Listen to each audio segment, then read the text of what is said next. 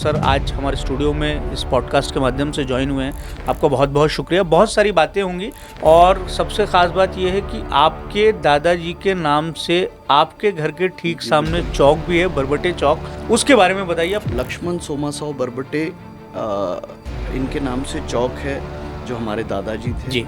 मेरे ख्याल से 1960 के दौर में उन्होंने लकड़ी का व्यवसाय शुरू किया था और उन्हें राजनीति में भी काफ़ी इंटरेस्ट था।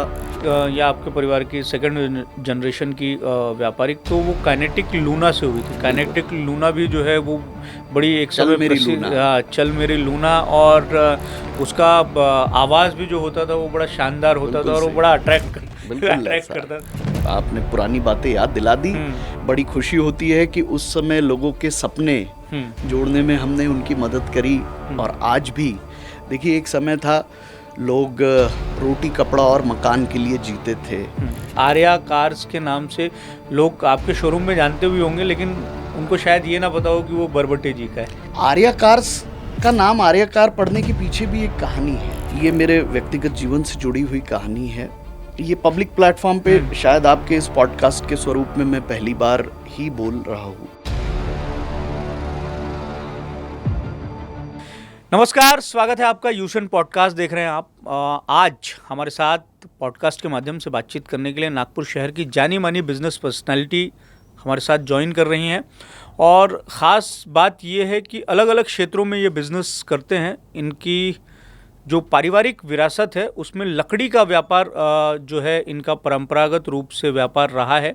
और ऐसे दौर में जब हम देखते हैं कि बहुत सारे व्यापारी अपने बिज़नेस को डेवलप करते करते शिफ्ट होते हैं, नए नए सेक्टरों में जाते हैं, ये और इनका परिवार अलग अलग सेक्टरों में बिजनेस तो कर रहा है, लेकिन अपना जो मूल परंपरागत जो व्यापार है, व्यवसाय है, उसको भी जो है वो चला रहा है।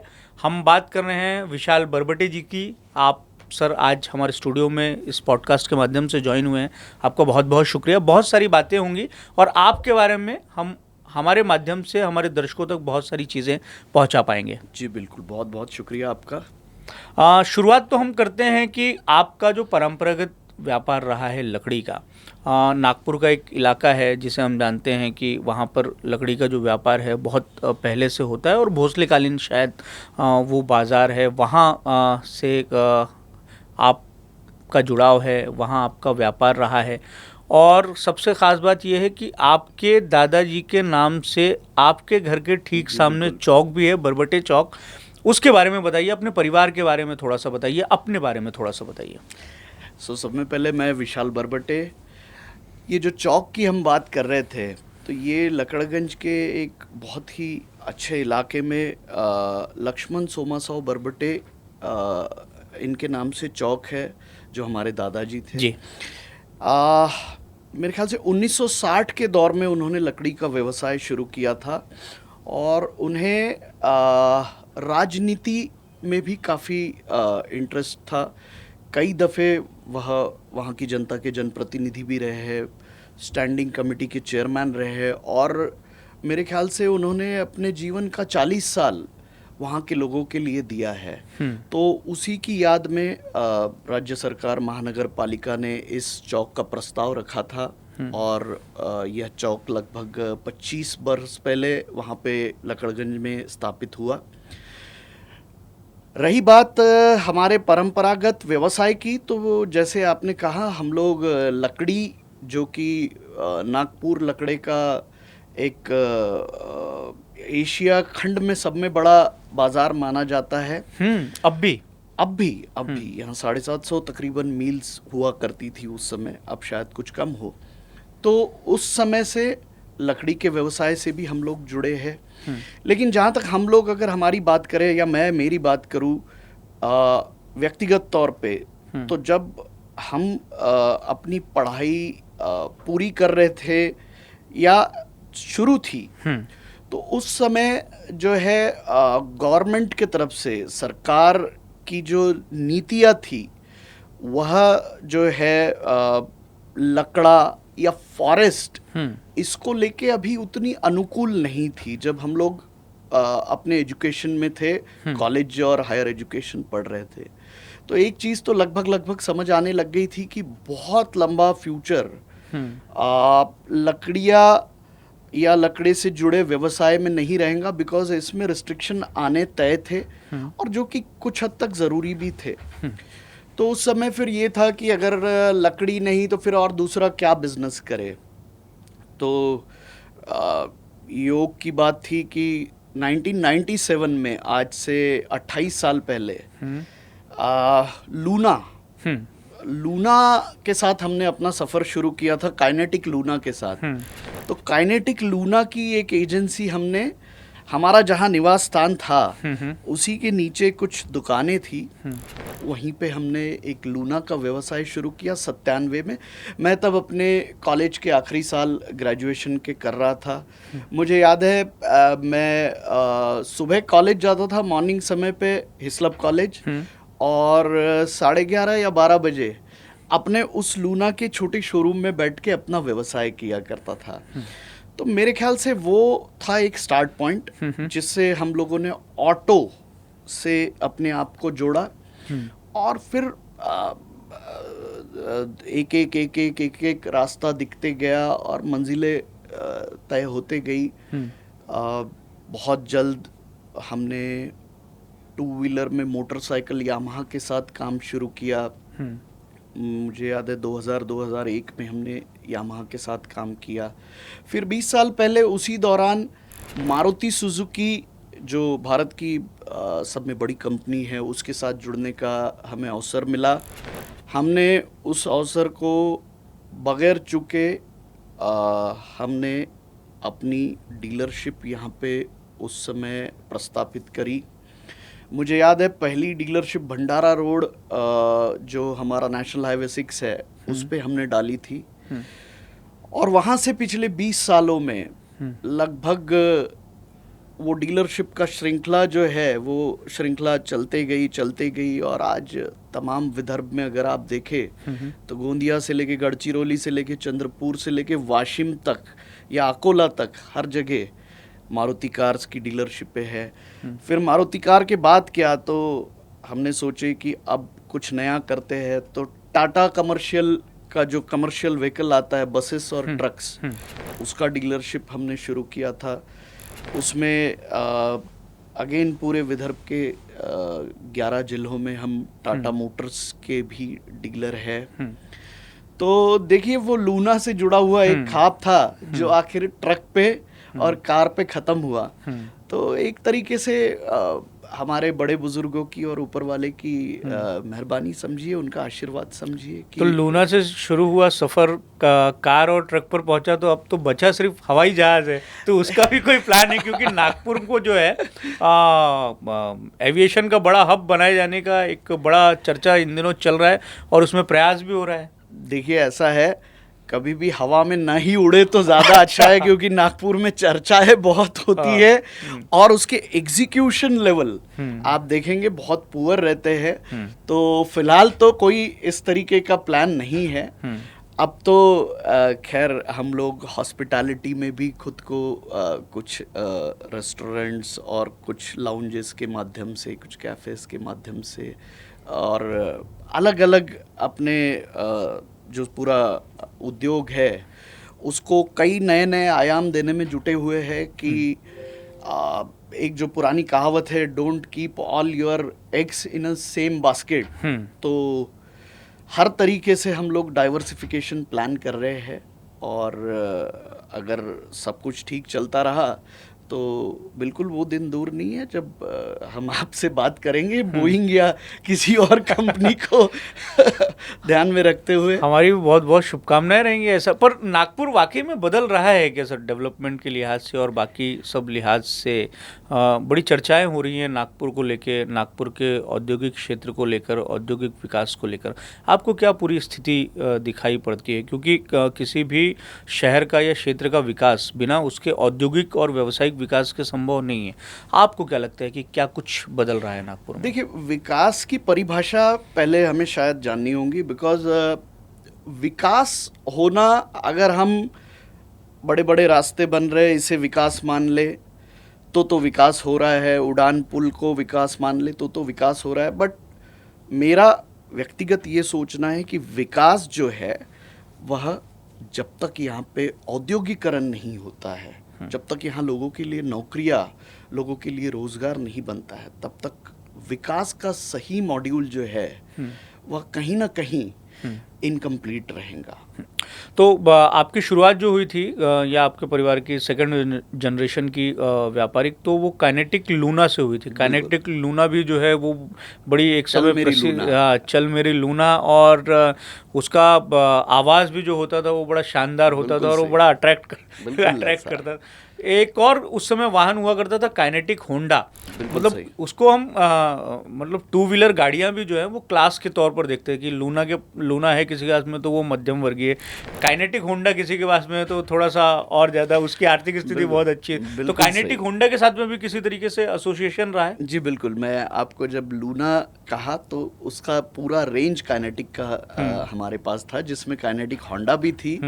और मुझे आज भी पता है कि उस समय ग्रेडिंग के आधार पे काइनेटिक होंडा रहना यानी समाज में एक बहुत बड़ा स्थान रहता था।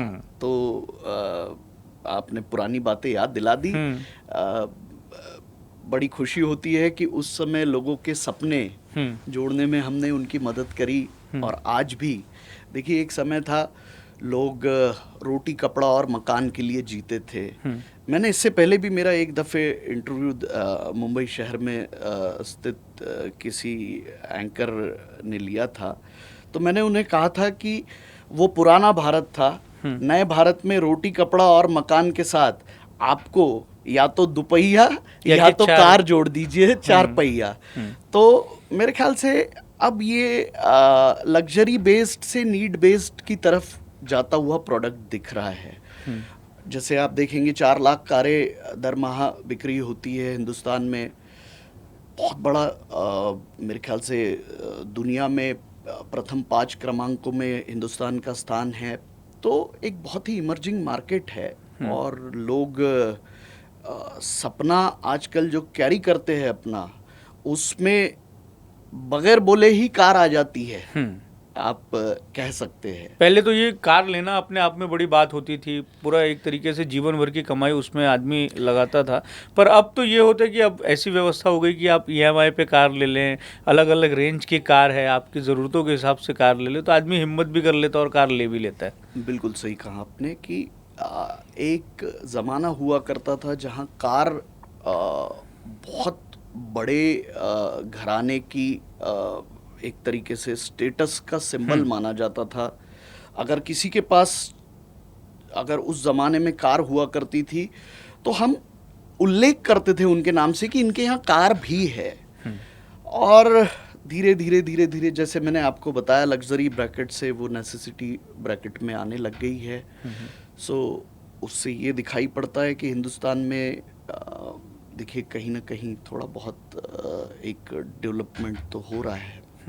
आर्या कार्स के नाम से आपका जो ब्रांड है वो जाना जाता है, उसका आपने जिक्र नहीं किया। मुझे लगता है कि हमारे दर्शकों को बता दें, क्योंकि आर्या कार्स के नाम से लोग आपके शोरूम में जानते भी होंगे, लेकिन उनको शायद ये ना पता हो कि वो बरबट्टे जी का है।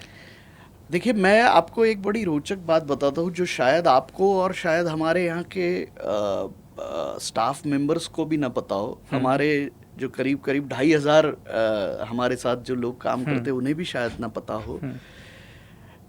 आर्या कार्स का नाम आर्या कार पढ़ने के पीछे भी एक कहानी है। अच्छा।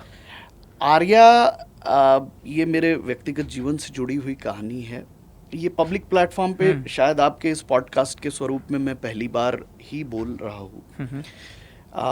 आर्या मेरे पहले बच्चे का नाम था। मेरी 2003 में जब शादी हुई, मुझे 2005 में आर्या का बर्थ हुआ।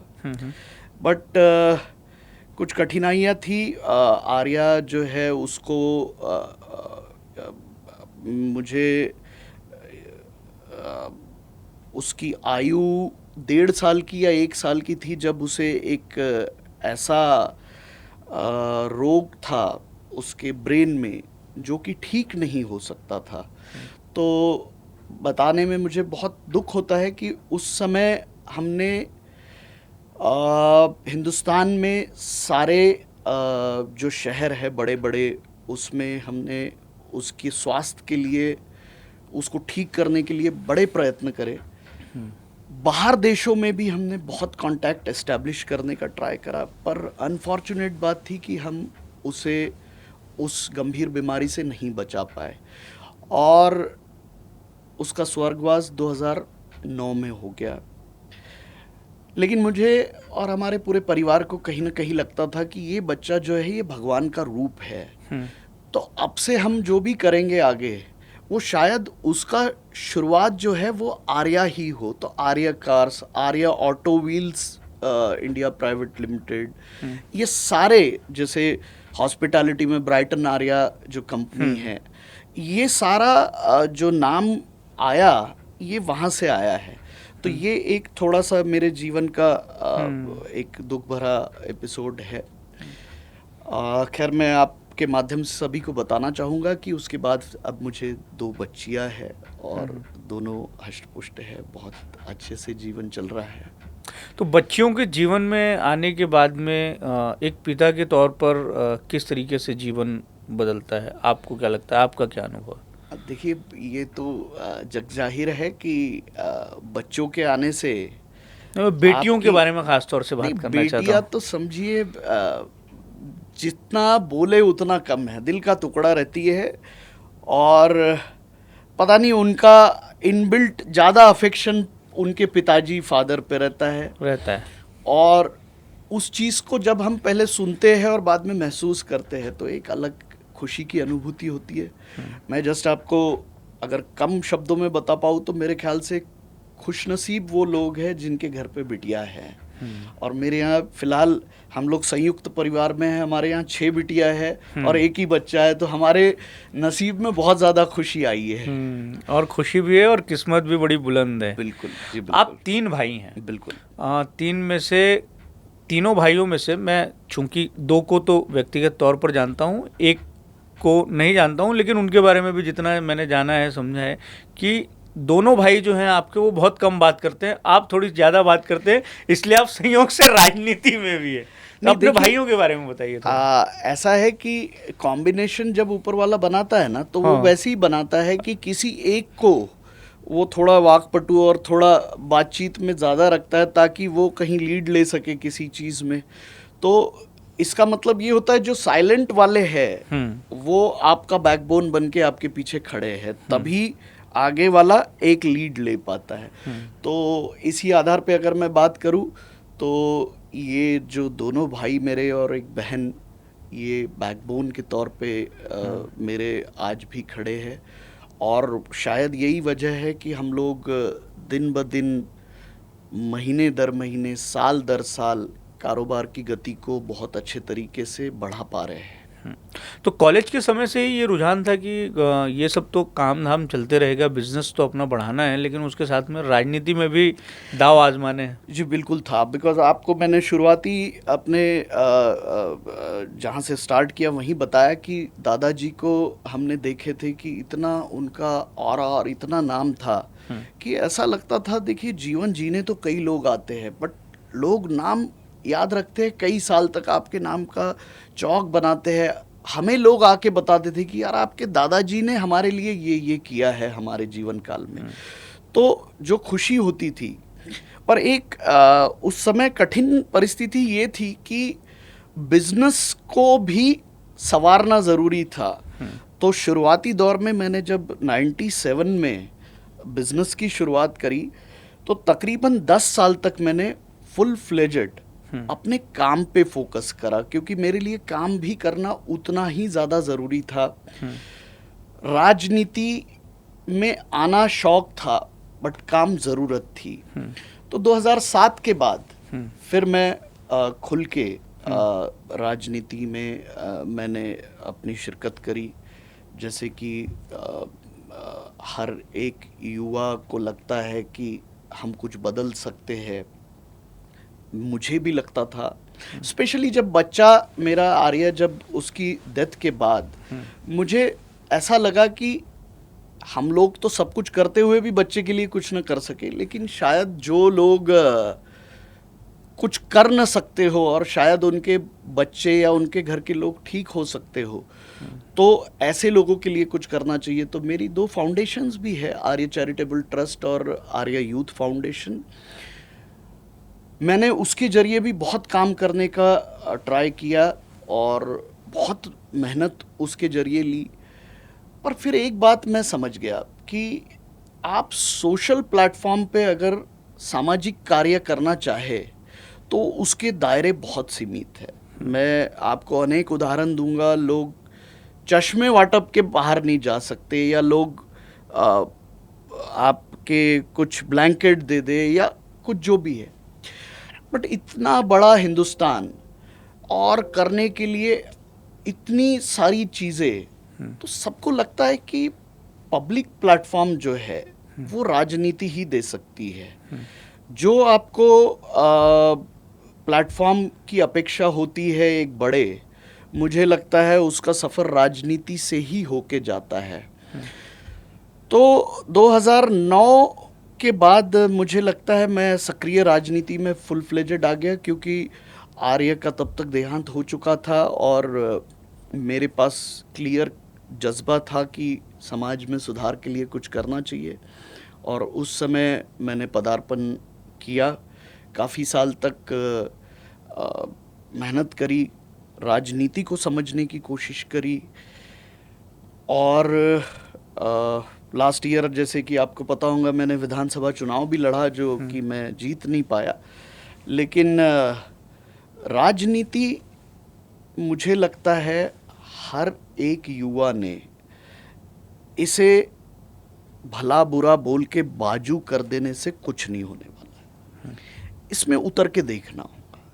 कारण ये है कि सिर्फ बातों से, हम ट्विटर या इंस्टा पे हमारे कमेंट्स शेयर करके हमारा क्रोध या हमें जो भी फ्रस्ट्रेशन आता है वो हम उतार देते हैं। बट कभी कभी एक सवाल खुद से पूछिए कि इज़ दैट इनफ? इतना करने से बहुत हो गया? आपको आवाज़ आएंगी नहीं, आप खुद उतर के देखिए। तो मैं हर एक युवा जो कि जज्बा रखता हो उससे ये आह्वान करना चाहता हूँ कि आप किसी भी स्तर पर, ज़रूरी नहीं है कि विधानसभा, लोकसभा, आप किसी भी स्तर पर लोगों का प्रतिनिधित्व करिए और लोगों को जहाँ तक हो सके, ये देश बहुत बड़ा है, बहुत से लोग बहुत सारी बेसिक नीड्स से आज भी जूझ रहे हैं, उसके लिए उनकी मदद करें। कभी लगता है कि मैं आदमी तो अच्छा हूँ, राजनीति के लिए भी प्रयत्नशील हूँ और राजनीति में सफल होना भी अपने ऊपर, अपने आप में बड़ा महत्वपूर्ण है, लेकिन गलत पार्टी में हूँ? ऐसा कभी नहीं लगा। देखिए, पार्टी बेस्ड राजनीति मुझे लगता ही नहीं। आप क्या महत्वपूर्ण क्या है कि मतलब पार्टी बेस्ड राजनीति होनी चाहिए या पब्लिक बेस्ड राजनीति? दोनों का बैलेंस्ड होना चाहिए। बिकॉज पार्टी बेस्ड होना कई हद तक इसलिए ज़रूरी होता है कि अगर आपकी पार्टी जहाँ से आप लड़ रहे हैं वहाँ से अच्छी है तो आपकी इनिशियल पेटियाँ बहुत अच्छे मतों के साथ खुलती है।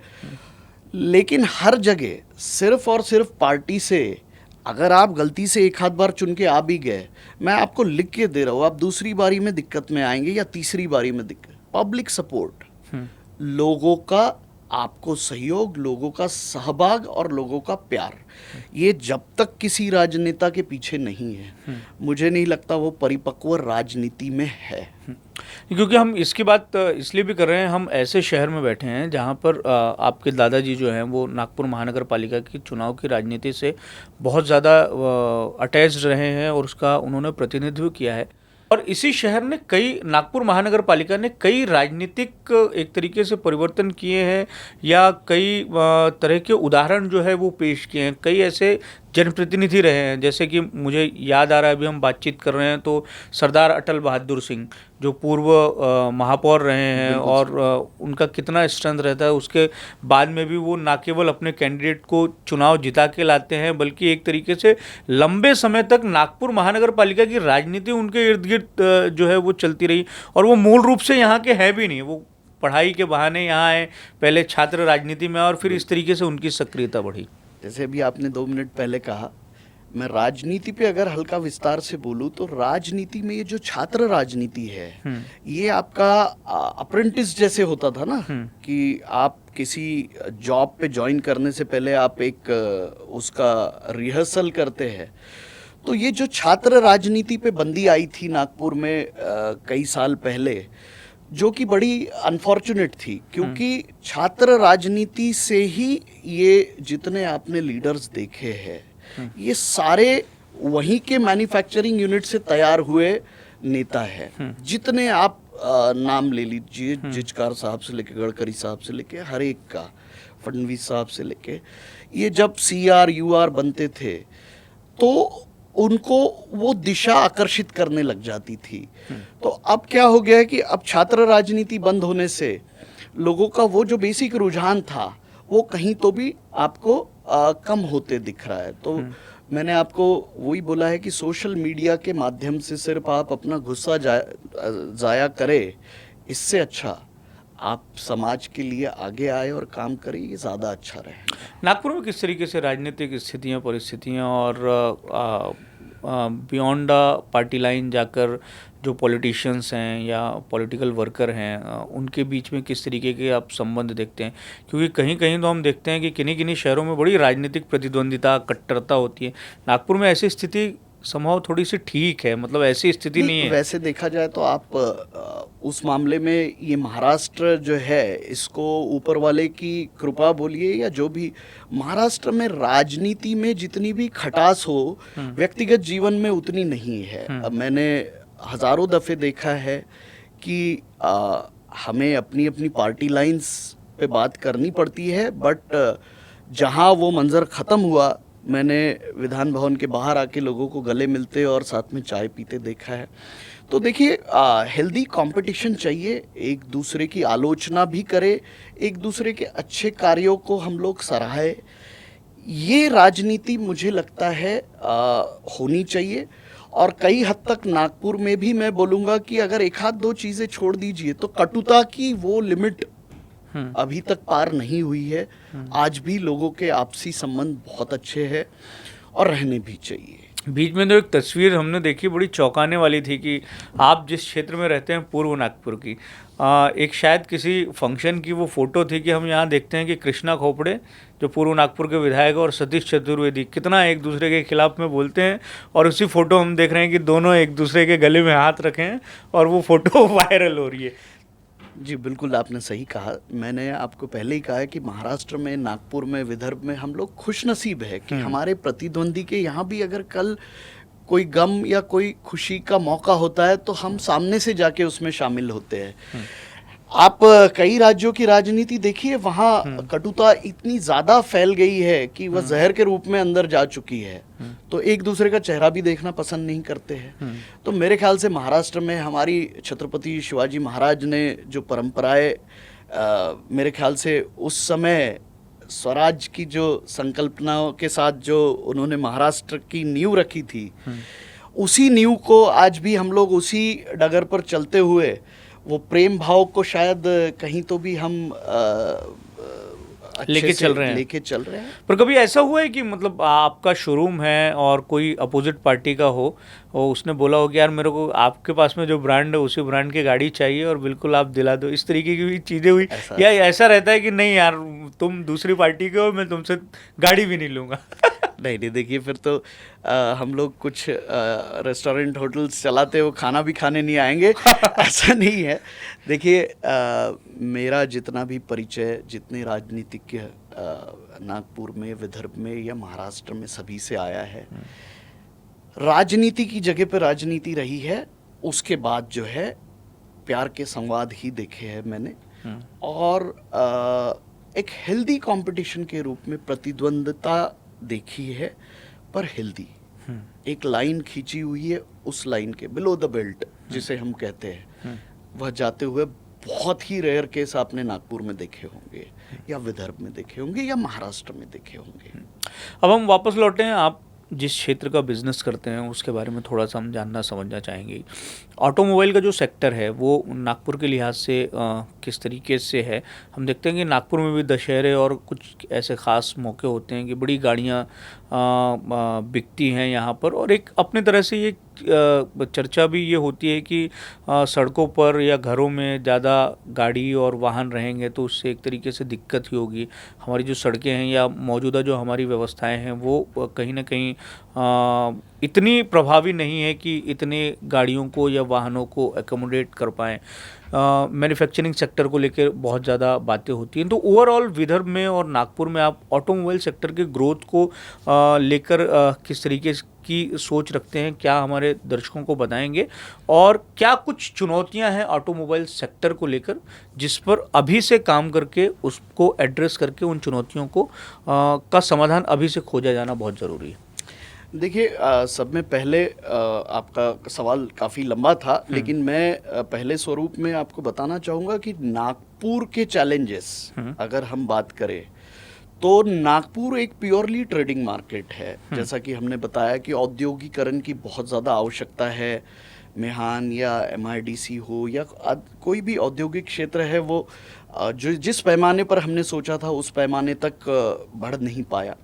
तो नागपुर एक ट्रेडर्स मार्केट करके इस्टेब्लिश हो गया। अब ट्रेडिंग में देखिए, बेसिक नीड ही आपकी आवान जावान होता है, यहाँ वहाँ जाना, ट्रांसपोर्टेशन जिसे हम कहते हैं। तो ट्रांसपोर्टेशन दो तरीके का, one is commercial, one is personal. So personal transportation को लेके देखिए चैलेंजेस तो है, और ये नागपुर के मर्यादित नहीं है, ये पूरे देश के लिए है। पर्सनल ट्रांसपोर्टेशन में आजकल हर आदमी एक कार में अकेला चलने देखता है, और जनसंख्या जिस हिसाब से बढ़ते जा रही है, आप रोड्स या बाकी इंफ्रा कितना भी डेवलप कर लीजिए, आपको कहीं ना कहीं एक मानसिकता तैयार करनी होगी कि हमें जो है पब्लिक प्लेटफॉर्म्स जो है, जैसे ट्रांसपोर्टेशन के लिए हमें मेट्रो बनी है या जो भी इस तरीके की अलग अलग चीज़ें, जैसे यहाँ मेट्रो है, आप मुंबई जाके देखें तो मोनो रेल है, डबल डेकर बसेस है, इन सभी का सहारा लेना होगा। शेयर्ड मोबिलिटी का कंसेप्ट था हमारे शहर में। अभी भी हम एक तरीके से देखा जाए तो नागपुर का सौभाग्य है कि आज भी हम एक कार पे अकेले जाना अफोर्ड कर सकते हैं। अफोर्ड से मेरा मतलब आप ईंधन की कीमत से नहीं है, अफोर्ड से मेरा मतलब है शहर में आप अभी भी आधे घंटे में कहीं पे भी पहुंच सकते हैं। पर आप देखिए दिल्ली, मुंबई, बैंगलोर, यहाँ पे जो व्यवस्था है, आप 1.5-2 घंटा लग जाता है एक जगह से, अगर आप ठीक दूसरी जगह 15-20 किलोमीटर अगर आपको जाना है तो इन दैट केस बड़े बड़े लोगों को भी जो है पब्लिक ट्रांसपोर्टेशन का इस्तेमाल करना होता है। मैं आपको कई देशों का, मैं बहुत ज़्यादा बाहर घूमता हूँ विदेशों में, तो बेहतरीन क्लासिक एग्जांपल्स है। आप लंदन देखिए, मेट्रो का क्या इस्तेमाल किया गया, अंडरग्राउंड मेट्रो, जो बसेस का कनेक्टिविटी बहुत ही बेहतरीन है। तो हमने शायद पहल उस दिशा में कर दी है कि हमने पब्लिक ट्रांसपोर्टेशन और हमारे हमारा जो लोगों के लिए जो पर्याय व्यवस्था हम बोलते हैं, गाड़ी और टू व्हीलर या कार को छोड़ के, उसमें पहल तो कर दी है, बट उसे थोड़ा और एनकरेज करना होगा। आज भी देखिए, हम स्टेटस सिंबल के तौर पे ये सोचते हैं कि हम कहाँ मेट्रो में सफ़र करें। बाहर देशों में आप ऐसा नहीं देखेंगे, वहाँ बहुत बड़े से बड़ा उद्योगपति भी है तो वह मेट्रो में जाना प्रेफर करते हैं। तो मुझे लगता है कहीं तो भी हमें सादगी लानी बहुत ज़रूरी है हमारे जीवन में, क्योंकि आप कुछ पीक आवर्स में अब नागपुर का ट्रैफिक देखिए तो शायद एक सिग्नल पे हमें 3 या 4 अटेम्प्ट लग रहे हैं। हमने अपने पूरे जीवन काल में 1 या 2 अटेम्प्ट के ऊपर कभी नहीं देखा, और हम मेट्रो सिटीज़ में 6 और 7 अटेम्प्ट्स देख चुके हैं जहां एक ही सिग्नल में हम 25 मिनट खड़े हैं। तो अगर हमने आज से मानसिक रूप से अपने आप को अगर बदलना शुरू नहीं किया कि कॉमन शेयर्ड मोबिलिटी समझ लीजिए, मेट्रो का इस्तेमाल समझ लीजिए, बसेस, हालांकि बसेस की व्यवस्था ऐसी नहीं है हमारे यहाँ की जिसमें आप ट्रैवल कर पाए, स्पेशली महाराष्ट्र टूरिज्म की जो बोलिए या सिटी बसेस की, पर यही अब तो वो भी बदल रही हैं, एसी बसेस ला रहे हैं, बदल रही वो है, भी टाटा की। बिल्कुल सही है, बिल्कुल सही है। देखिए, किसी भी कंपनी की आए तो उसमें कोई प्रॉब्लम नहीं है, प्रॉब्लम मानसिकता। आप बसेस, लग्जरी बसेस आपके लिए 3-3 करोड़ 2-2 करोड़ की आए, अगर आप उसे इस्तेमाल ना करें तो कोई फायदा नहीं। तो पर मुझे ये लगता है भावना अभी भी है मानसिकता, कि मुझे टशन बताना है कि उसने कार लिए तो मैं भी कार लूंगा और उससे अच्छी वाली कार लूंगा, उसने 5 सीटर लिए तो मैं 7 सीटर लूंगा, देखिए, 7 सीटर वाला कंपटीशन करेगा कि मैं 9 सीटर लूंगा। ऐसा कंपटीशन, ऐसा भाव है लोगों में। ये कहीं काफ़ी हद तक है, लेकिन इसी को शायद ओवरकम करने की ज़रूरत है। We need to come to that practical aspect where in लोग जहाँ पे प्रैक्टिकली कम्यूट कर पाए, एक जगह से दूसरी जगह जा पाए। तो हर आदमी टशन दिखाए या अपनी अपनी कारें निकाल ले, तो मुझे नहीं लगता, नागपुर तो छोड़िए, कोई भी शहर आपको पर्याप्त या सुविधाएं जो रास्ते की बोलिए इंफ्रास्ट्रक्चर के स्वरूप में कोई भी शहर नहीं दे पाएंगे। हमारे शहर के लिए भी एक अर्बन मोबिलिटी प्लान जो है वो मेट्रो के द्वारा बनाया जा रहा है। इसकी चर्चाएं बड़ी आती हैं, पर वो कब तक एग्जीक्यूट होगा, कब सामने आएगा, ये भी अपने आप में चर्चा की बात है। लेकिन ऑटोमोबाइल सेक्टर में जिस तरीके से ऑटोमेशन हो रहा है और बदलाव हो रहे हैं और कई तरीके की बातें हो रही है, अब ये जो सेक्टर है उसको पूरा ग्रीन सेक्टर बनाने की एक तरीके से जो कवायद हो रही है, और ख़ास तौर से उसमें बड़ा मजबूत हाथ नागपुर का भी है। परिवहन मंत्री जो हैं केंद्रीय मंत्री नितिन गडकरी, इस क्षेत्र में ये जो व्यापक बदलाव किए जा रहे हैं, इसको आप किस तरीके से देख रहे हैं? क्योंकि मुझे लगता है कि इन बदलावों का सीधा असर जो है आम आदमी के जेब पर भी हो रहा है। गाड़ियाँ कितनी महंगी हो रही हैं ये भी समझ में आ रहा है। बिल्कुल सही। तो इसको आप किस तरीके से देखते हैं? देखिए, कुछ हद तक तो प्रदूषण की समस्या, जो हिसाब से आपने देखा होगा दिल्ली और कुछ चुनिंदा शहरों का हाल, अभी हाल ही में तो नागपुर का भी नाम क्रमांक उसमें ऊपर आता है। तो मुझे लगता है एनवायरमेंटल प्रदूषण वाले हिसाब से तो हमें जो भी पाबंदियां लगी है वह मैं मानता हूँ कि ज़रूरी थी समय के साथ लाना। पर अभी और इसे अगर हम नए नए स्वरूप देते रहे, तो जैसा आपने सही कहा कि हमें एक कॉमन मैन्स बजट भी ध्यान में रखना है। तो उस बजट को अगर हम नहीं मेंटेन कर पाए और बहुत महंगे स्वरूप में एक पर्याय दे रहे हैं जो कोई उपयोग नहीं कर पा रहा, तो मुझे नहीं लगता उसका कोई फायदा होना है। तो कुछ जैसे BS6 का ट्रांसफॉर्मेशन था, वो बहुत ज़रूरी था। ओवरलोडिंग कुछ हद तक अप्रूवल हुआ, वह भी ठीक है। पर अब मुझे लगता है चीज़ें रुके ताकि कॉस्ट इफेक्टिवनेस जो है वो लोगों तक पहुँचे। ये मेरी खुद की ऐसी सोच है। आपका जो बिज़नेस है, बतौर बिजनेसमैन आपकी क्या सोच है कि आप किस तरीके से अपनी स्थिति को देखना चाहते हैं, या अपने जीवन में आप अपनी सफलता का पैमाना बतौर व्यवसायी किस तरीके से देखते हैं, या क्या कुछ आप करना चाहते हैं जो अब तक आपने किया है, क्या आप उससे संतुष्ट हैं या और भी कुछ करना चाहते हैं? एक सोच आपने रखी हो कि यार मुझे इस मुकाम तक जाना है, इस स्थिति तक जाना है, चाहे वो पैसे में हो, पावर में हो, पोजीशन में हो, किसी भी लिहाज से अगर वो शेयर कर पाए। देखिए, संतुष्टि का दूसरा नाम तो मुझे भी लगता है कि मौत है। अच्छा। तो संतुष्टि तो कभी ह्यूमन लाइफ्स में नहीं आएंगी, और मैं भी एक ह्यूमन बीइंग हूँ। तो और संतुष्टि जिसको आ जाए वो तो संत हो जाएगा। बस, तो संतुष्टि तो नहीं है। लेकिन हाँ, एक चीज़ मैं आपको बहुत ही यहाँ पे जिम्मेदारी से बताना चाहूँगा कि एक लेवल के बाद हर एक बंदा, या चलिए मैं आपको मेरे बारे में बताता हूँ। अब मुझे बहुत पैसे कमाने हैं, इस चीज़ से थोड़ा ऊपर उठ के मैं ये सोचता हूँ कि वेल्थ क्रिएट किस तरीके से की जाए।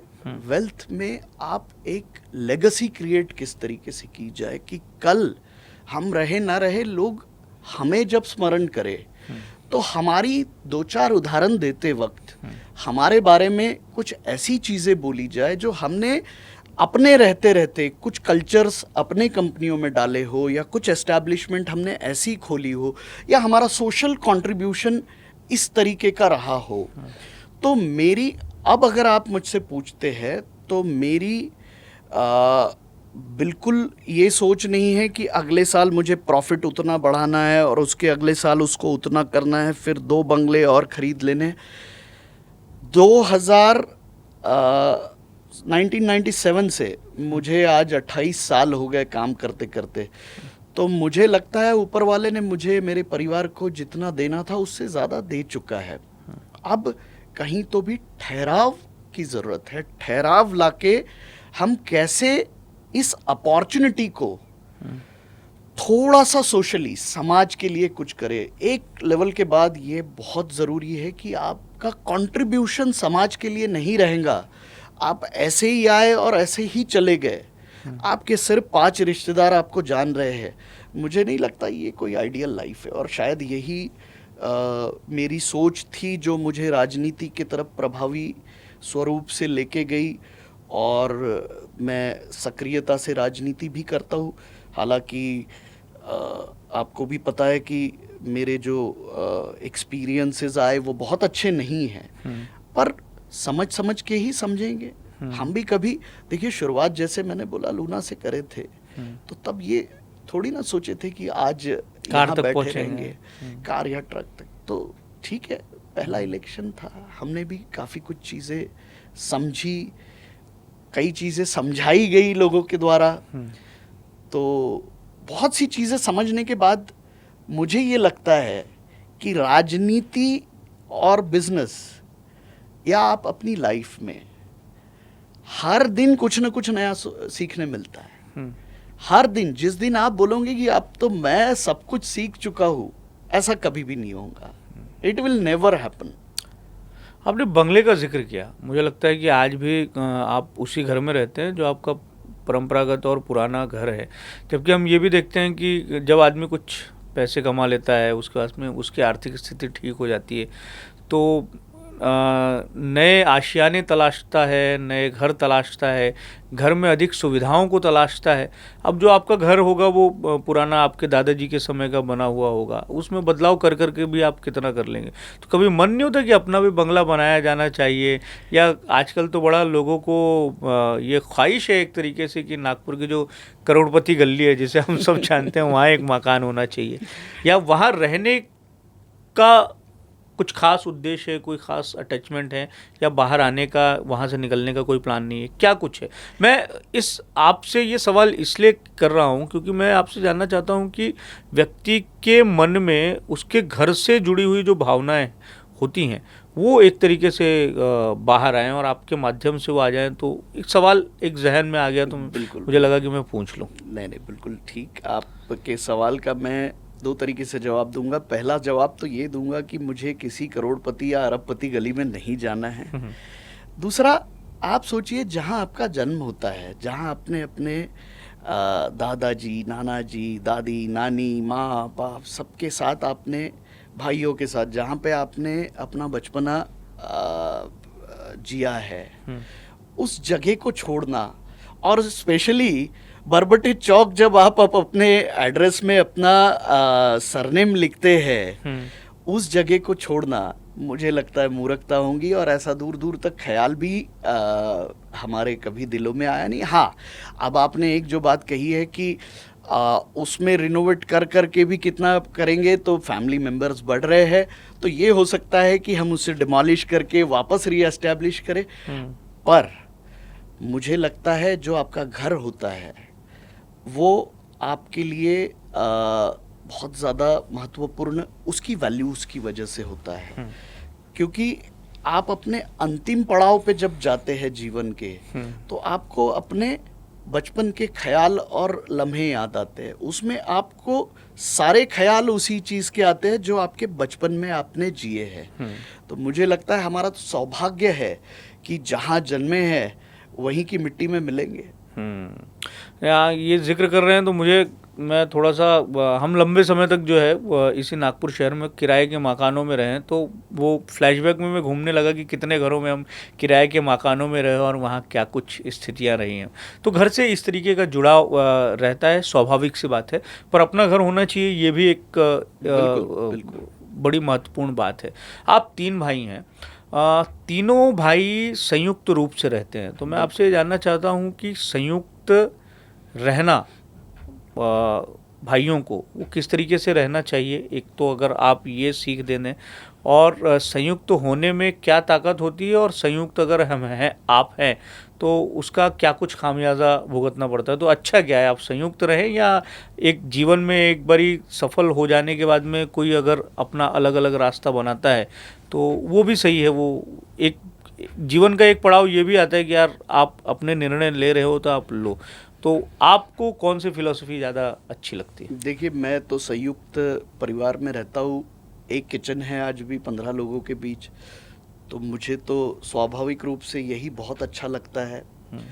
अब जैसे आपने कहा कि इसके हो सकता कभी कुछ दुष्परिणाम हो, बट मेरे ख्याल में तो सारे इसके जितने हमने आज तक देखा है कि संगठित और एकत्र रहने से इसके फ़ायदे ही फ़ायदे हैं। सब में बड़ा फ़ायदा, आपके घर जो भी बच्चे हैं वह एक सोच लेके पैदा होते हैं कि हमारे माँ बाप आज भी संगठित रूप से है, संगठित एक साथ बैठ के खाना खाते हैं, बैठते हैं, बात करते हैं।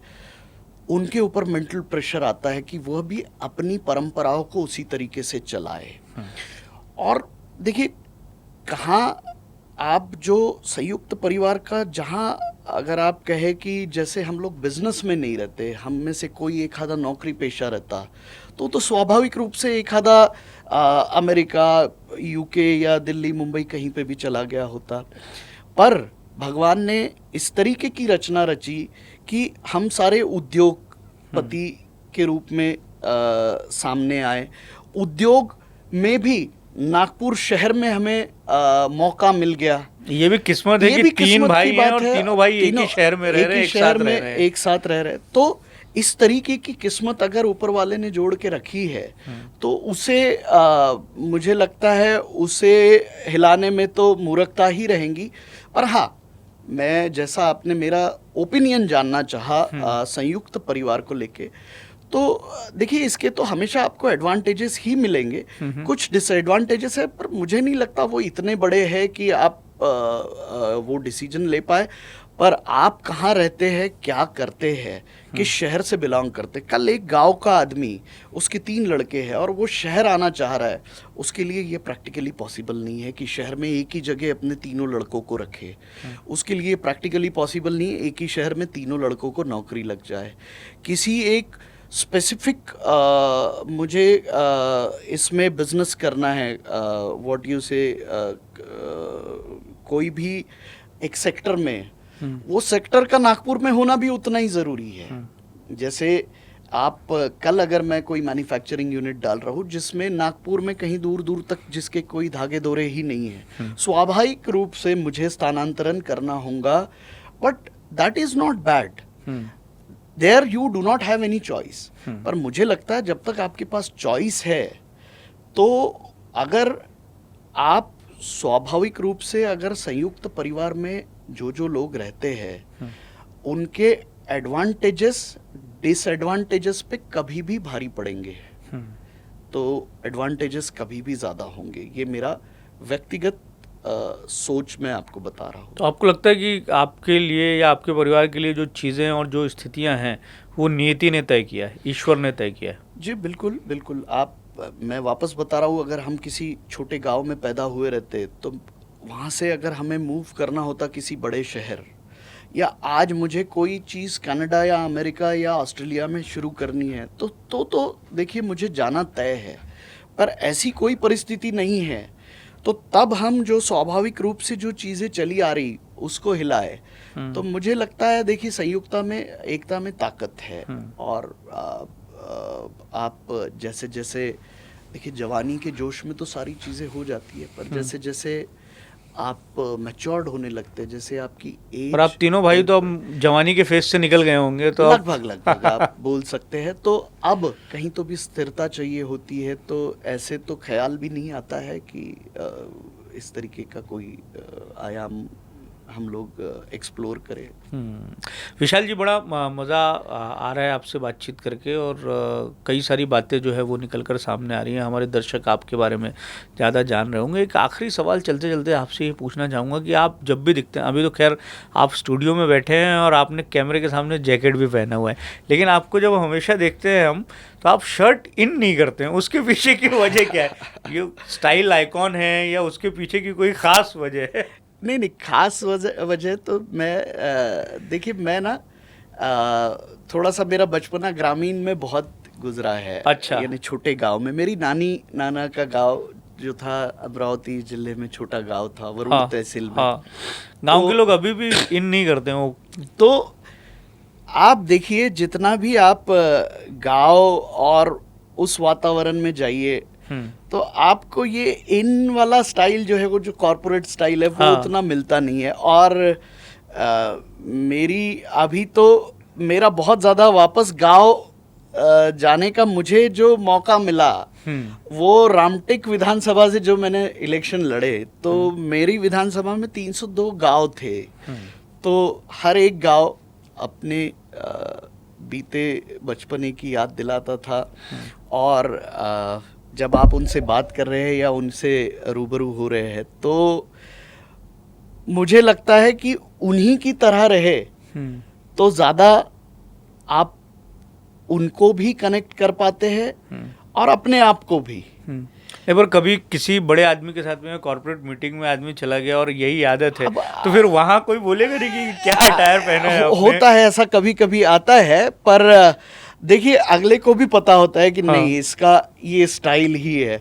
और जैकेट तो देखिए, अभी थोड़े ठंड के दिन आए, नागपुर में बड़े कम आते हैं, तो उसका आनंद ले रहे हैं। बाकी वो आपका स्टाइल है एक तरीके से, आप बोल सकते हैं। मुझे बहुत पसंद है कि आप शर्ट जो है वो इन ना करें, ये मुझे बहुत पसंद आता है। चलिए विशाल जी, आप हमारे स्टूडियो में आए, पॉडकास्ट के माध्यम से इतनी बातें हुई, और मुझे लगता है कि आपको जानने वाले भी शायद आपको इतनी अच्छी तरीके से नहीं जानते होंगे जितना हमारे इस पॉडकास्ट के माध्यम से उन्हें जानने का मौका मिलेगा। बहुत बहुत शुक्रिया, बहुत मज़ा आया। बहुत शुक्रिया आपका कि आपने मुझे यहाँ बुलाया और इतने सारे जीवन के आयाम पे हमने बात करी। मुझे लगता है ऐसे मौके भी काफ़ी कम आते हैं। तो आपका और यूसीएन नेटवर्क का बहुत बहुत शुक्रिया फिर से, दिल से। बहुत बहुत धन्यवाद। Thank you.